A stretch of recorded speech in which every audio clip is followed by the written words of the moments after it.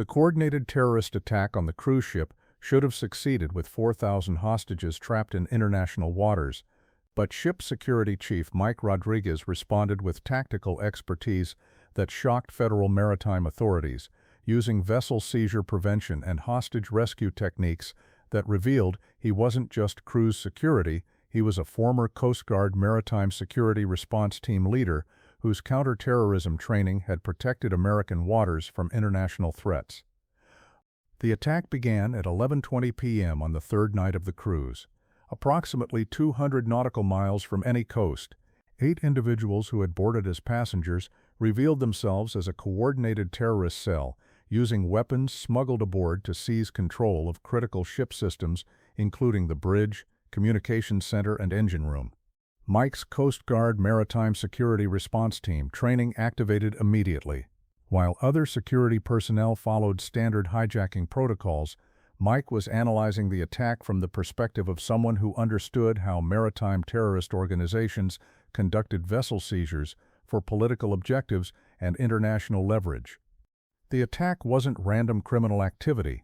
It demonstrated sophisticated operational planning, maritime technical knowledge, and international coordination that indicated state-sponsored terrorism or professionally trained international criminal enterprise. The terrorists had detailed knowledge of ship operations, passenger routines, and security procedures that suggested extensive intelligence gathering and maritime expertise. Mike realized that this wasn't just a cruise ship robbery, it was a maritime terrorism operation designed to create an international hostage crisis with 4,000 American and international passengers trapped in international waters where immediate rescue was impossible. His Coast Guard experience had taught him to recognize the difference between criminal profit motives and ideological attacks designed to create international political pressure. The terrorist tactical approach confirmed Mike's assessment. They were using coordinated communication, maritime navigation expertise, and vessel control methods that exceeded typical criminal capabilities.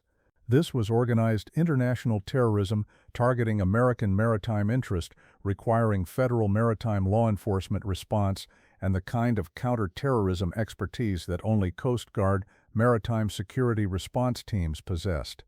Mike's Coast Guard Maritime Security Response Team expertise allowed him to make tactical decisions that other cruise security personnel couldn't.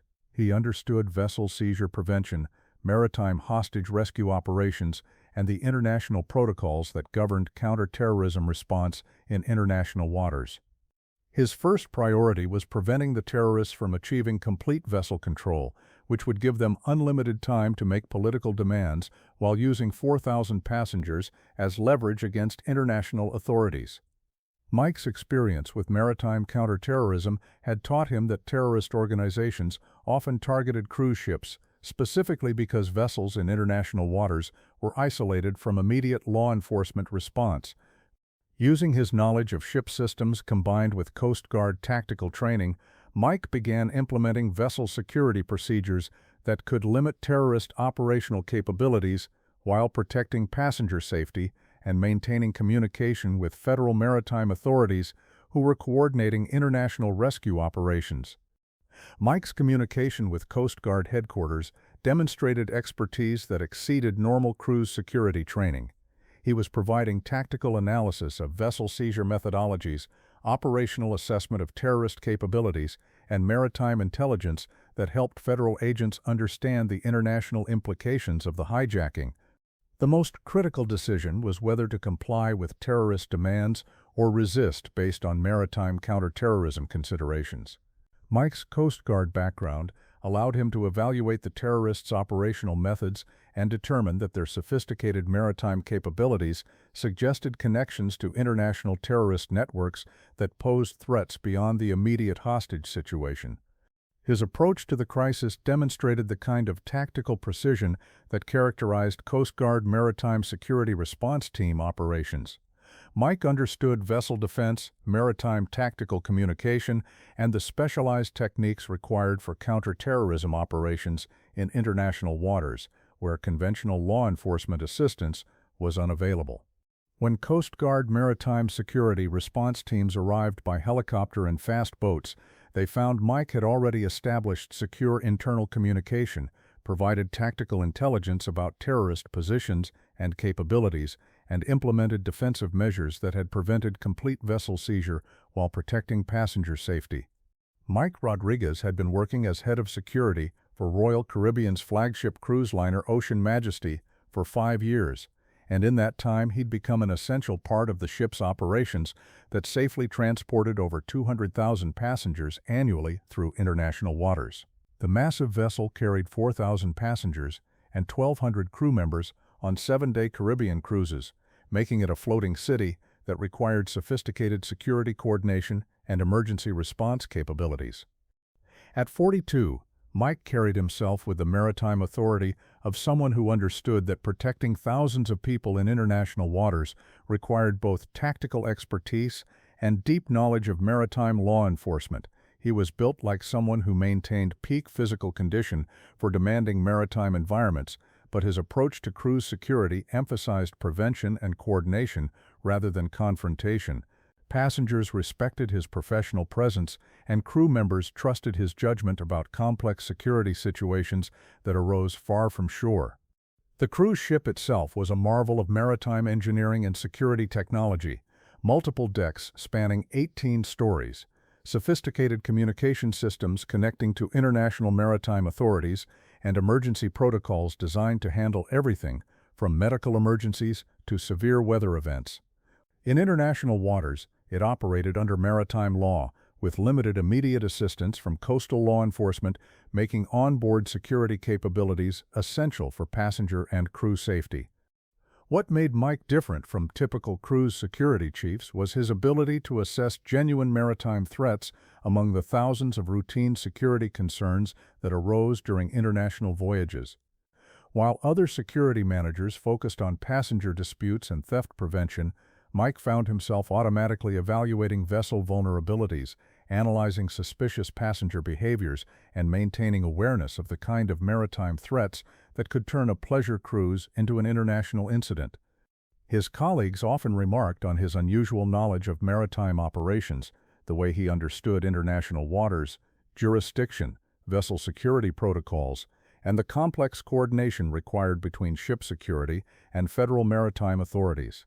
They attributed it to exceptional professional training and natural leadership ability, never suspecting that his expertise came from years of conducting maritime counter-terrorism operations that protected American vessels from international threats. The Caribbean route took the ship through waters that had seen increased activity from criminal organizations involved in international terrorism, drug trafficking, and maritime piracy.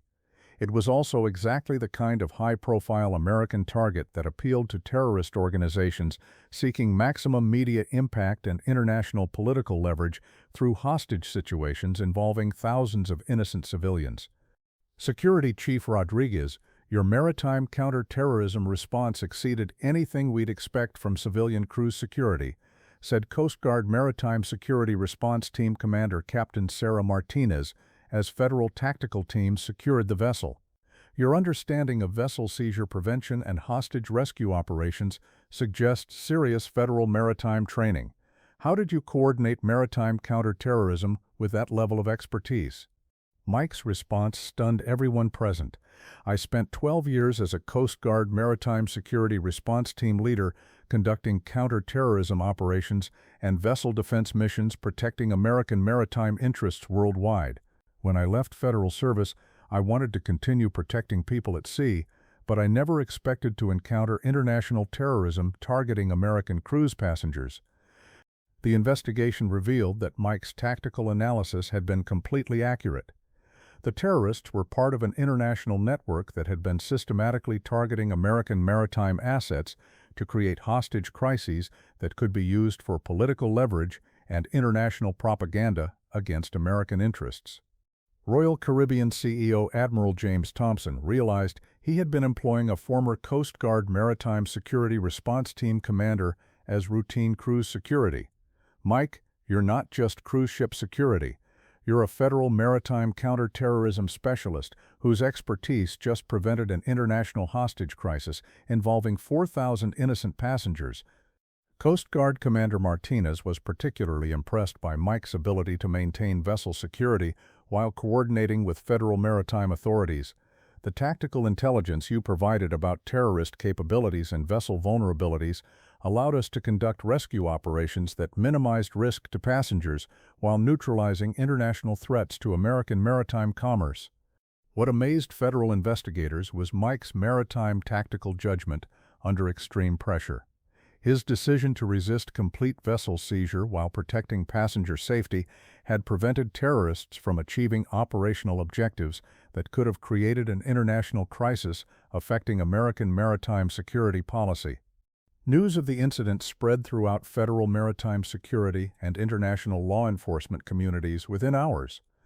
Mike's successful application of Coast Guard Maritime Security Response Team expertise to civilian cruise security demonstrated how specialized maritime training could be essential for protecting American vessels from sophisticated international terrorism.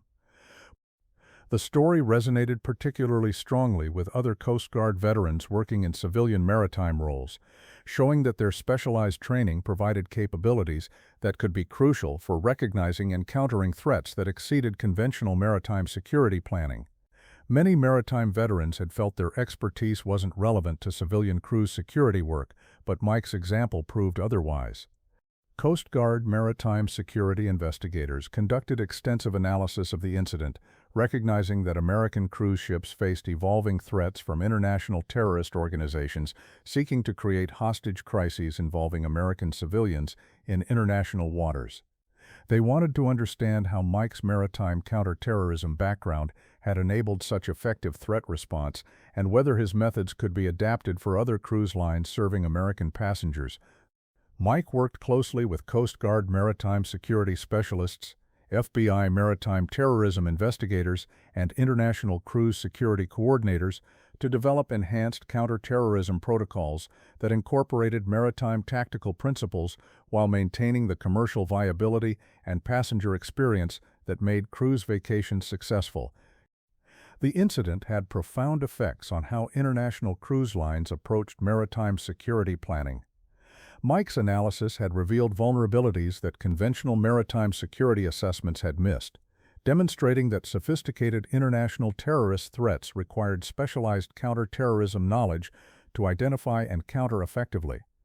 More importantly, Mike's approach had demonstrated that Coast Guard Maritime Security Response Team expertise could be successfully integrated into civilian cruise operations without militarizing the vacation experience or creating security measures that interfered with passenger enjoyment. Mike decided to remain with the cruise line, but with expanded responsibilities that utilized his unique federal maritime qualifications. The cruise industry hired him as Director of Maritime Security and Counter-Terrorism, responsible for developing vessel protection protocols for cruise ships operating in international waters. Federal maritime authorities maintained Mike as a consultant for cases involving potential terrorist threats against American vessels in international waters. But his primary focus remained on ensuring that cruise vacations could continue bringing families together for maritime experiences without fear of international terrorism. Veterans organizations highlighted Mike's story as an example of how specialized Coast Guard training could be successfully applied to civilian roles that served maritime security while providing meaningful employment for counterterrorism specialists transitioning from federal maritime service. 2 years later, Mike had revolutionized maritime security operations for cruise lines serving American passengers worldwide. His protocols for vessel protection, terrorist threat assessment, and federal coordination had prevented numerous potential incidents while maintaining the relaxing vacation atmosphere that made cruise travel appealing to families. More importantly, Mike had demonstrated that Coast Guard Maritime Security Response Team expertise could enhance civilian maritime security without creating a fortress mentality that destroyed the vacation experience that made cruise travel special. His approach combined tactical competence with genuine understanding of maritime hospitality and the vacation values that made cruise travel meaningful for American families. The cruise ship itself had become a model for maritime security that protected passengers from international threats, while preserving the luxury and relaxation that made cruise vacations memorable. Federal maritime authorities and international cruise lines studied Mike's methods for protecting civilian vessels in international waters. Mike Rodriguez continues his maritime security work with international cruise lines, but everyone in the maritime industry now understands that their Director of Maritime Security brings something extraordinary to his role. He's the former Coast Guard Maritime Security Response Team commander who chose civilian cruise security over federal maritime contracting, who understands that protecting American families at sea is just as important as conducting counter-terrorism operations for federal maritime authorities. His story reminds us that Coast Guard expertise developed protecting American maritime interest doesn't end when specialists leave federal service. It continues in new forms of maritime protection that may be less visible but are equally essential to preserving the freedoms that allow American families to enjoy safe travel in international waters. Sometimes the person ensuring security aboard cruise ships carries training from the Coast Guard's most elite maritime counter-terrorism units, quietly preventing international terrorist attacks with skills developed protecting American vessels from threats worldwide. These are the professionals who understand that maritime security requires both tactical expertise and genuine commitment to the civilian communities they protect at sea. Mike's choice to remain in civilian cruise security rather than pursue high-profile federal maritime contracting represents something fundamental about service, that protecting people doesn't require federal authority or international recognition. Sometimes the most valuable service happens in international waters, provided by professionals whose expertise ensures that American families can enjoy maritime vacations without fear of international terrorism. The next time you take a cruise vacation and notice the maritime security personnel who seem particularly observant and professionally competent, remember Mike's story. Some of them might just be former Coast Guard Maritime Security Response Team specialists whose background in maritime counter-terrorism continues to serve and protect American interests, one cruise at a time.